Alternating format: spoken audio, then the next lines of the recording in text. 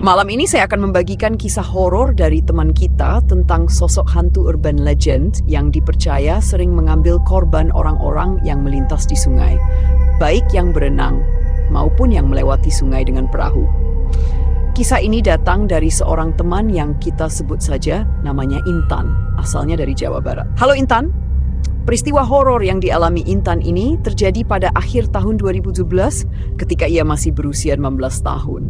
Sebelum memulai kisahnya, saya ingin menyampaikan permintaan Intan untuk menyamarkan nama dan tempat dalam cerita ini demi menjaga privasi. Jadi saat itu Intan tinggal di sebuah kampung di daerah Jawa Barat. Kampung ini terkenal angker karena dilintasi oleh salah satu sungai besar. Di kalangan masyarakat ada beragam mitos yang beredar mengenai sungai tersebut. Banyak yang percaya bahwa sungai itu dihuni oleh sosok hantu urban legend bernama Lulun Sama. Konon sosok ini sering kali muncul dalam wujud tikar yang hanyut di sungai. Selain itu, sosok ini dipercaya juga dapat berubah wujud menjadi labi-labi, sejenis kura-kura air tawar. Meskipun penampilannya tidak terlihat menakutkan, Lulun Sama dianggap sangat berbahaya. Sosok ini dipercaya suka menghisap darah orang-orang yang berani melintas di wilayah kekuasaannya dan baru akan mengembalikan korban setelah mereka tewas. Untuk menghindari gangguan dari Lulun Sama, masyarakat percaya ada satu pantangan yang harus ditaati, yaitu orang asli Bandung dilarang memasuki sungai itu. Pantangan ini sudah menjadi bagian dari kehidupan sehari-hari di kampung tersebut. Intan sendiri awalnya tidak terlalu percaya pada mitos itu, sampai suatu hari terjadi peristiwa yang tak terduga dan akan selalu teringat dalam ingatannya. Waktu itu, di kampung Intan tinggal, terdapat sebuah madrasah yang rutin digunakan anak-anak kampung untuk belajar mengaji setiap malam. Mulai dari anak-anak usia SD hingga remaja, semuanya rajin mengaji di madrasah tersebut. Pada hari itu, seperti biasanya, Intan berangkat ke madrasah untuk mengaji bersama teman-temannya. Sebenarnya banyak sekali teman-teman Intan yang mengikuti pengajian, namun dalam cerita ini Intan hanya menyebutkan beberapa yang terlibat langsung. Salah satunya adalah Kak Tiwi, sahabat dekatnya.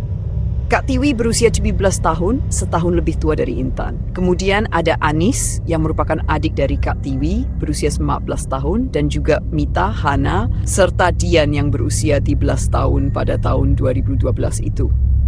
Malam itu mereka semua, termasuk geng Intan, mengikuti pengajian seperti biasa dan menyimak materi yang disampaikan oleh Pak Ustadz. Setelah pengajian selesai, mereka seharusnya sudah diperbolehkan pulang ke rumah masing-masing, namun kali ini Intan dan teman-temannya memilih untuk berkumpul di salah satu kamar santri perempuan. Kamar ini memang disediakan untuk santri yang ingin menginap atau beristirahat sejenak sebelum melanjutkan kegiatan mengaji hingga larut malam. Saat Intan memasuki kamar tersebut, ia melihat Hana, Dian, Anis, dan Mita sedang mengerjakan tugas sekolah. Kak Tiwi tidak ada di sana. Dengan ramah Intan bertanya, kalian lagi ngapain? Kok tidak langsung pulang? Oh, Tete Intan, kata mereka, ini kami lagi mengerjakan tugas sekolah untuk hari Senin teh. Kan besok masih Minggu. Mengapa kalian harus mengerjakannya sekarang? Tanya Intan lagi. Oh iya, teh, besok kami mau bermain ke sungai, jawab mereka. Mendengar jawaban itu, Intan langsung terkejut. Sudah sejak lama warga sekitar menghindari aktivitas di sungai yang mengalir melintasi kampung mereka. Dahulu, sungai tersebut ramai dikunjungi warga, terutama ketika musim kemarau tiba dan arusnya tidak terlalu deras. Saat itu, hampir seluruh warga kampung menghabiskan waktu di sungai. Ada yang mencuci baju, mencuci karpet, memancing, berenang, dan sebagainya. Namun, lama-kelamaan, suasana di sungai tersebut mulai berubah mencekam. Setiap tahun menjelang akhir musim kemarau, selalu ada berita mengenai orang yang tenggelam dan hilang di sungai itu. Yang lebih seram lagi, korban-korban yang tenggelam jarang ditemukan di hari yang sama. Biasanya, mereka baru ditemukan beberapa hari kemudian dalam kondisi sudah tidak bernyawa. Kebanyakan korban bukanlah warga asli kampung, melainkan orang dari luar daerah. Sejak sungai tersebut menelan banyak korban, warga sekitar menjadi takut untuk mendatangi sungai itu lagi. Itulah sebabnya Intan merasa kaget ketika mengetahui bahwa Anis, Mita, dan yang lain berencana bermain di sungai tersebut. Dengan khawatir, Intan bertanya, kenapa kalian ingin bermain di sungai itu? Kami mau ngerujak teh, sekalian mau cuci baju juga. Tete Intan ikutlah, ajak mereka. Enggak, Tete lagi malas ngapa-ngapain. Besok mau istirahat saja, mumpung libur, jawab Intan. Padahal ikut aja teh, besok ramean kok yang mau ke sana. Memangnya siapa saja yang akan ikut? Tanya Intan lagi. Pak Ustaz ikut, terus beberapa anak lainnya juga mau ke sana. Teh, katanya sekalian mau mencuci karpet masjid. Jawab mereka. Oh gitu, kalau Teh Tiwi ikut tidak? Tanya Intan kepada Anis, adik Kak Tiwi. Kayaknya Teh Tiwi enggak ikut, Teh, jawab Anis. Kalau begitu, Teteh juga enggak ikut ya. Tapi besok hati-hati di sana ya, pesan Intan dengan nada sedikit khawatir. Keesokan harinya, pagi itu Intan sedang duduk berjemur di teras rumah sambil melihat ke arah jalan. Kebetulan, jalan di depan rumah Intan adalah jalan yang mengarah ke sungai, sehingga siapapun yang akan menuju ke sungai pasti akan melewati jalan itu. Sekitar pukul 7 pagi, Intan yang masih asik berjemur di teras melihat Dian, Anis, Mita dan Hana sedang berjalan beriringan menuju ke sungai lewat depan rumahnya. Meskipun hanya dari jauh, Intan bisa melihat dengan jelas bahwa mereka benar-benar berangkat ke sungai. Dalam hati, Intan membatin, oh, mereka benar-benar mau main ke sungai. Setelah melihat mereka menghilang di kejauhan, Intan pun kembali masuk ke rumah dan berencana menghabiskan hari itu untuk bersantai di rumah seperti yang ia rencanakan sebelumnya. Namun, tidak lama kemudian, sekitar pukul 10 pagi, Intan tiba-tiba dikejutkan oleh suara keramaian di luar rumahnya. Orang-orang tampak berlari-lari dan suara gaduh terdengar semakin jelas. Intan yang sedang berbaring langsung bangun dan menengok ke arah jendela, melihat ada banyak orang berlari dengan wajah panik. Di tengah kebingungannya, tiba-tiba Intan mendengar suara Kak Tiwi, sahabatnya yang memanggil namanya dari luar rumah dengan suara panik. Intan, Intan, di rumah tidak, cepat keluar, kita harus ke sungai sekarang juga. Mendengar panggilan itu, Intan langsung berlari keluar dan menghampiri Kak Tiwi. Saat itu Intan melihat Kak Tiwi sedang menangis dengan wajah sangat khawatir. Dengan cemas, Intan bertanya, Teh, ada apa ini? Kenapa ramai sekali? Sambil terisak, Kak Tiwi menjawab, ayo cepat ke sungai, anak-anak tenggelam di sana. Aku dengar Hana, Mita, dan adikku Anis sudah diselamatkan warga, tapi Dian belum ketemu. Aku khawatir sekali, Intan. Mendengar kabar dari Kak Tiwi, Intan merasa lemas dan sangat terkejut. Astagfirullahaladzim, kok bisa tenggelam? Ya sudah, ayo, Teh, kita ke sana. Dengan langkah terburu-buru, Intan dan Kak Tiwi segera bergegas menuju sungai bersama warga lainnya. Sesampainya di lokasi, dengan langkah terburu-buru, Intan dan Kak Tiwi segera bergegas menuju sungai bersama warga lainnya. Sesampainya di lokasi, mereka terkejut melihat banyak warga yang sudah berkumpul dan berkerumun di tepi sungai. Beberapa warga terlihat sudah menceburkan diri ke sungai untuk mencari keberadaan Dian, sementara yang lain berdoa di sepanjang tepi sungai dengan wajah panik dan khawatir. Ternyata lokasi tenggelamnya anak-anak ini bukan di kawasan sungai yang ada di kampung mereka, melainkan di titik yang agak jauh dan sudah masuk ke wilayah kampung sebelah. Sesampainya Intan dan Kak Tiwi di sana, mereka sangat terkejut melihat banyak warga yang sudah datang dan berkerumun di tepi sungai. Suasananya ramai sekali, bahkan beberapa warga sudah menceburkan diri ke sungai untuk melakukan pencarian. Setelah itu, Intan juga melihat beberapa sesepuh kampung yang berdoa di berbagai titik di sepanjang sungai itu. Di tengah keramaian dan kepanikan warga yang sedang mencari keberadaan Dian yang masih hilang, Intan mendengar beberapa warga saling bercerita. Ya Allah, kok bisa ada yang tenggelam lagi di sini ya? Kemarin baru saja ada anak remaja laki-laki umur 17 tahun yang tenggelam di sini juga, kata seorang warga. Yang lain menimpali? Ya Pak, betul, sungai ini sudah tidak aman lagi. Jasad korban yang kemarin itu baru ditemukan besoknya. Semoga korban yang ini cepat ditemukan, ya. Amin, semoga kasihan kali yang lainnya katanya sudah selamat. Tinggal satu ini yang belum ditemukan, ujar warga lain. Iya, ya Allah, semoga cepat ketemu dan selamat. Mendengar obrolan para warga tadi, jantung Intan langsung berdegup kencang. Ia baru tersadar bahwa biasanya korban tenggelam di sungai itu adalah warga asing, bukan warga asli kampung mereka. Baru kali ini ada warga kampung yang tenggelam di sungai tersebut. Kok bisa begini? Ada apa sebenarnya? Pikirnya sambil berdoa agar Dian segera ditemukan dalam kondisi selamat. Waktu mereka sampai di titik pencarian, suasana begitu ramai sehingga Intan kesulitan menemukan Anis, Mita, dan Hana yang sudah lebih dulu diselamatkan. Tidak lama kemudian, salah satu warga yang ikut mencari di sungai tiba-tiba berteriak, "Ketemu! Dian ketemu!" Refleks, Intan dan Kak Tiwi langsung berlari ke arah orang yang berteriak itu. Ternyata orang tersebut tidak sengaja merasakan bagian tubuh Dian yang terendam dalam air. Tanpa membuang waktu, ia segera berusaha menarik tubuh Dian ke permukaan. Namun, sesuatu yang janggal terjadi. Tubuh Dian terasa sangat licin, seperti belut. Setiap kali tubuhnya ditarik, ia akan terlepas begitu saja dari genggaman dan langsung meluncur kembali ke dalam air. Orang tersebut mencoba lagi, tetapi tetap saja tubuh Dian terus terlepas. Karena tubuh Dian belum juga berhasil ditarik keluar, salah satu warga lainnya yang disebut saja Mang Udin memutuskan ikut menceburkan dan diri ke sungai untuk membantu. Tetapi tidak lama setelah Mang Udin masuk ke dalam air, ia tiba-tiba terperosok dan hanyut. Tubuhnya timbul tenggelam di dalam air, dan dengan suara panik ia berteriak, "Tolong! Tolong saya! Tolong!" Mendengar teriakan Mang Udin, para bapak-bapak yang ada di sekitar segera berusaha menolongnya.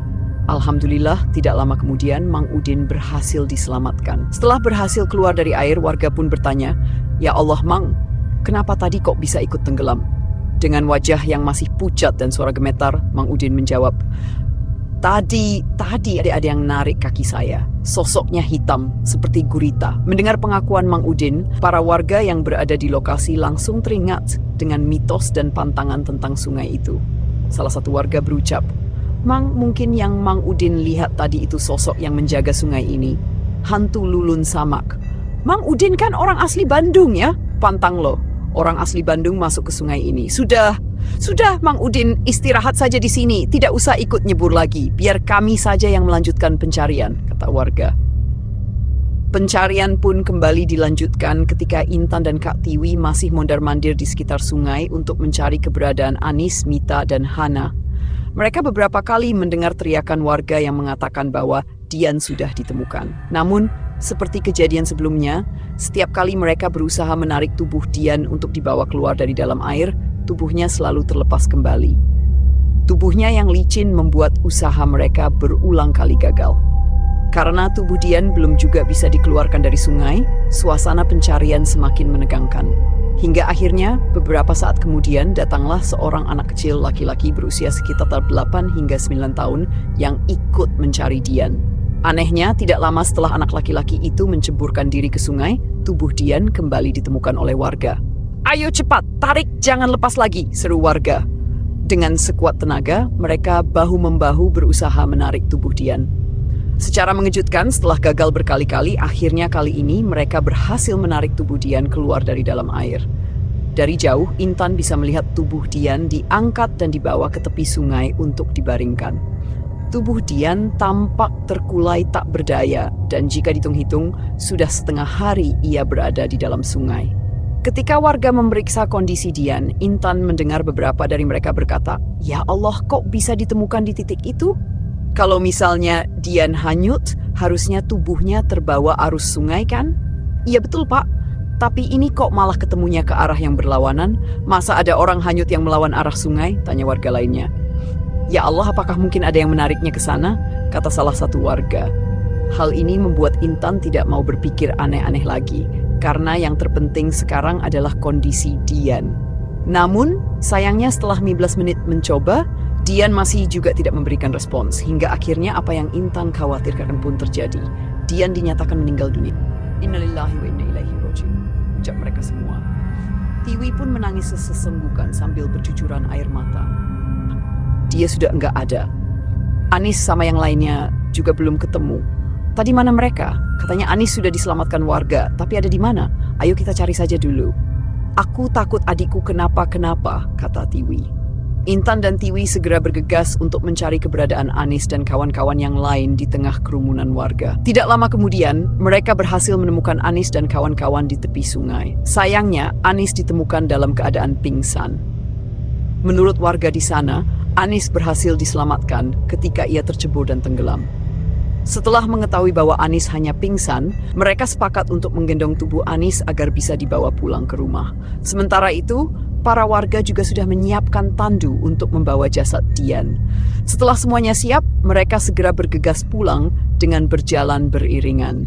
Mereka di depan membawa jasad Dian, sementara Intan dan Tiwi menggendong Anis di belakang. Namun, saat mereka menggendong tubuh Anis, sebuah keanehan terjadi. Tubuh Anis yang seharusnya ringan karena usianya yang kecil dan beratnya sekitar 40 kilo, mendadak terasa sangat berat hingga tidak masuk akal bagi mereka untuk membawanya. Akhirnya, karena tidak kuat, mereka pun menggendong Anis bersama-sama. Tak lama kemudian, kedatangan mereka langsung disambut isak tangis warga yang ada di sana. Intan dan Tiwi membawa Anis pulang ke rumah, sedangkan warga lainnya melanjutkan mengantarkan jasad Dian ke rumahnya. Tanpa menunggu waktu yang lama, Dian pun segera dimandikan dan dimakamkan pada hari yang sama. Saya yakin sampai di sini, kalian juga ada yang bertanya-tanya sebenarnya apa yang terjadi pada anak-anak ini. Kenapa mereka bisa tenggelam di sungai? Awalnya juga tidak diketahui apa yang terjadi pada mereka di hari terjadinya tragedi itu. Semua orang sudah terlalu panik dan cemas, sehingga mereka tidak sempat mencari tahu kronologi kejadian. Fokus mereka saat itu adalah untuk menyelamatkan para korban. Barulah setelah Dian dimakamkan, misteri tentang apa yang sebenarnya terjadi pun mulai terjawab. Jadi, ceritanya sehari kemudian, kondisi Anis yang semula pingsan setelah tenggelam sudah mulai membaik. Anis dengan cepat langsung pulih dan bisa diajak bicara seperti biasa. Disitulah Anis menceritakan apa yang sebenarnya terjadi di hari ketika mereka tenggelam. Anis berkata, ketika mereka sedang berjalan menuju sungai, Dian memang sudah menunjukkan gelagat yang tidak biasa. Entah kenapa, pada saat itu, Dian sering mengatakan sesuatu yang berkaitan dengan tenggelam dan kematian. Selain itu, dia juga sebenarnya sudah dilarang oleh keluarganya untuk tidak ikut ke sungai, terutama di pagi hari. Sebelum berangkat, Dian tiba-tiba datang bulan, sehingga kondisi tubuhnya tidak bersih untuk bermain di sungai.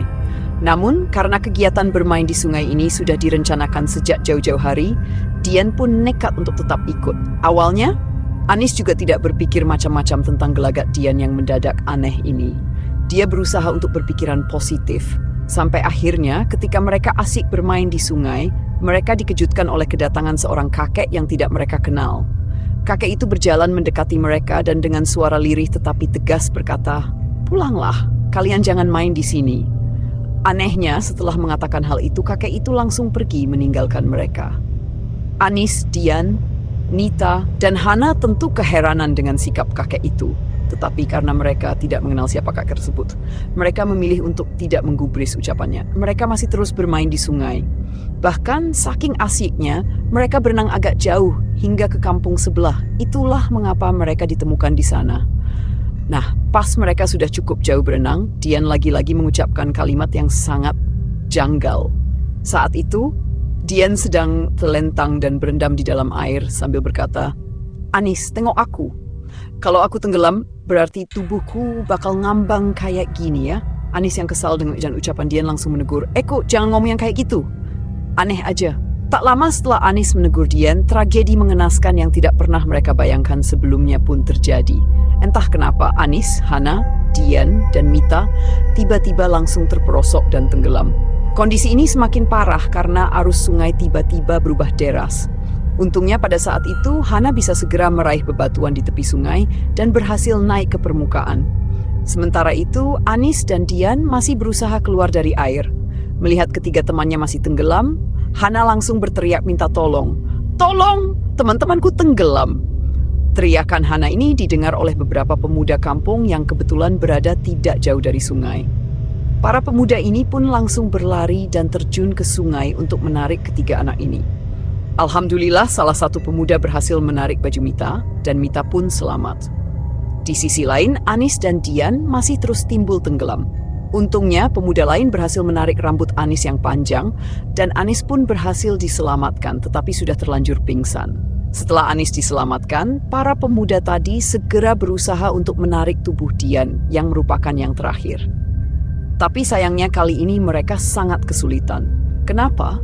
Karena setiap kali mereka berusaha untuk menarik Dian, rasanya seperti ada sesuatu yang juga menariknya dari dalam air.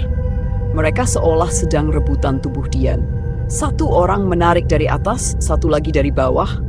Bahkan saking kencangnya sesuatu itu menarik Dian, sampai-sampai tubuh para pemuda itu ikut tertarik ke dalam air dan hampir tenggelam. Meskipun mereka hampir ikut tenggelam, para pemuda itu tidak menyerah begitu saja. Mereka tetap berusaha untuk menyelamatkan Dian. Namun setelah mencoba untuk kesekian kali, tubuh Dian lagi-lagi terlepas dan menghilang dengan sangat cepat. Kata para pemuda, itu terasa tidak masuk akal. Bagaimana bisa tiba-tiba tenggelam dan hilang begitu saja? Barulah tidak lama setelah itu, para warga kampung pun mulai berdatangan ke sungai dan ikut terjun ke dalam air untuk membantu proses pencarian Dian. Hingga akhirnya dia ditemukan dalam kondisi yang sudah tidak bernyawa. Begitulah kronologi kejadian dari sisi Anis. Selanjutnya, siapa sebenarnya kakek tadi mengingatkan mereka untuk segera pulang? Saat Anis, Dian, Mita, dan Hana masih berenang di sungai itu, Anis mengatakan bahwa dia masih melihat kakek tersebut memperhatikan mereka. Kakek itu duduk di sebuah batu besar sambil terus-menerus menggelengkan kepalanya, melihat ke arah mereka. Tepat sesaat sebelum mereka tenggelam, Anis sempat menengok lagi ke arah kakek itu. Tetapi anehnya, kakek itu sudah tidak ada. Dalam waktu singkat, sosok kakek itu tiba-tiba menghilang. Setelah mengetahui kronologi kejadian tersebut, Intan dan beberapa orang lainnya mulai menduga-duga bahwa kemungkinan besar si kakek itu bukanlah manusia. Mereka percaya bahwa kakek itu sebenarnya adalah sosok Aki Bugis, salah satu urban legend di sana. Warga sekitar percaya bahwa Aki Bugis ini adalah sosok leluhur kampung tersebut. Selain itu, penyebab tenggelamnya Anis dan kawan-kawan serta kejanggalan-kejanggalan yang terjadi selama proses pencarian juga dipercaya sebagai ulah dari sosok penunggu sungai, yaitu hantu Lulun. Namun, apapun penyebabnya, kita semua percaya bahwa segala sesuatu terjadi atas izin Allah Subhanahu wa Ta'ala. Jadi, itu tadi kisah tentang tenggelamnya Dian di sungai yang diduga disebabkan oleh gangguan hantu Lulun. Sebagai tambahan informasi, sejak kejadian itu, Intan bercerita bahwa Anis yang selamat dari tenggelam sering mengalami kesurupan.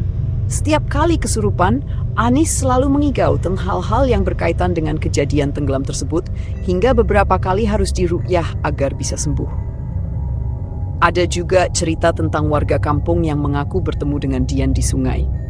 Katanya, saat itu ada seseorang yang sedang memancing di dekat lokasi tenggelamnya Dian, dan kebetulan cuaca sedang mendung, hampir mau hujan. Ketika asik memancing, tiba-tiba dia mendengar suara anak perempuan yang berkata, "Ayo cepat pulang, sudah sore, nanti keburu hujan." Dan kalian tahu, orang yang sedang memancing itu mengatakan bahwa suara yang dia dengar sangat mirip dengan suara Dian, karena dia mengenal Dian semasa hidup. Namun, terlepas dari semua kejadian ini, yang jelas Dian sudah berpulang dan telah beristirahat dengan tenang di alam yang berbeda dari kita. Untuk itu, marilah kita doakan agar Dian diberikan tempat yang baik di sisinya.